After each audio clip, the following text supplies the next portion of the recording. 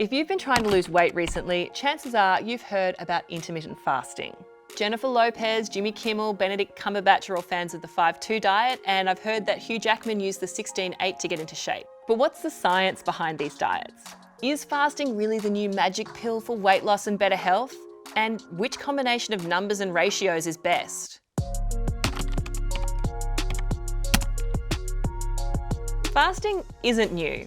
Most humans used to do it by default when food was scarce, and many people continue to do it today as a form of religious observance, think Ramadan or Lent. But recently, the idea of intermittent fasting has caught on with health researchers. A whole range of claims are being made, from anti-aging benefits to sharper thinking, reversing type 2 diabetes, and of course, weight loss. So, what is intermittent fasting, and is it as good as people say? Fasting diets are usually less about what to eat and more about when to eat. And when we say fasting, it doesn't always mean not eating at all. Confused? Well, for example, on the 5-2 diet, you eat normally for 5 days of the week, but on your 2 fasting days, you eat about 25% of your normal calorie intake, which, depending on your body size, is about 500 calories or 2100 kilojoules. On the 16-8 diet, you eat every day, but only during an 8-hour window. This is also known as time-restricted eating.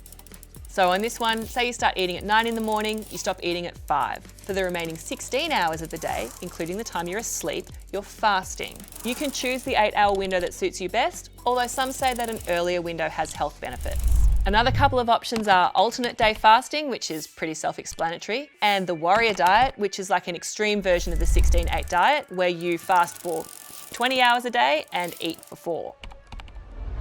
When your body's running normally, it draws on glucose from your muscles and liver for energy. But once those stores are used up, your body goes into a state called ketosis. Your liver draws down fat reserves and breaks them into ketones, which can then be used for energy. There's evidence that ketones can reduce your appetite, as well as reducing oxidative stress and inflammation levels. There have now been a few studies comparing diets similar to the 5-2 with conventional calorie restriction diets. The good news is, when it came to weight loss and reducing type 2 diabetes, intermittent fasting was just as effective as calorie restriction. The 16-8 method also had benefits for weight loss and reducing blood pressure, but the changes were less pronounced. The most recent studies seem to suggest that both intermittent fasting and conventional calorie restriction are effectively doing the same thing, reducing the amount of energy going in. They just use different methods to achieve it. As for the other claimed benefits about intermittent fasting, including anti-aging properties and anti-cancer properties, those studies are still a work in progress, and most of them have only been done so far in rats.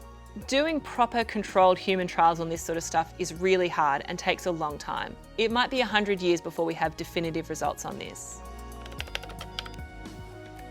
There are some things to consider before deciding if fasting's right for you. Not eating or eating at different times from your friends can put strain on your social life or your personal relationships. It's also easier to plan a sustaining diet on fasting days if you know a bit about nutrition and enjoy healthy food. If your go-to meal is chocolate and a slice of pizza, you might not feel so awesome. Then there's the problem of low energy. If you're the hangry type, or you do intense physical work or really need to be alert, 500 calories a day might not be enough to sustain you. It could even be dangerous. On the plus side though, taking a break from eating can help you to tune into your body's hunger cues, and that might mean you eat better on your non-fasting days as well, which could mean weight loss, if that's what you want.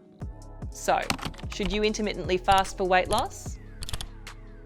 Intermittent fasting diets do seem to be doing a similar job to calorie-restricted diets, and that's great news if you find it easier to simply restrict the times that you're eating rather than the food that you're eating. If losing weight's what's important to you, then you need to figure out a way of expending more energy in the day than you are consuming. But you've got to do that in a way that's sustainable for you. It just comes down to balance and choosing the method that's right for you. And what you eat is still important. No matter what time of the day you're eating, you still need to give your body quality nutrients so that it can thrive. Remember, these studies have been done on people who've been eating a nutritionally balanced diet. If you are planning to dramatically change the way you eat, please talk to your doctor first, especially if you have health conditions like a heart problem or diabetes. Do you have a health question you'd like us to answer? Write us a note in the comments below and we'll give it a go. And while you're there, subscribe to our channel for more videos like this.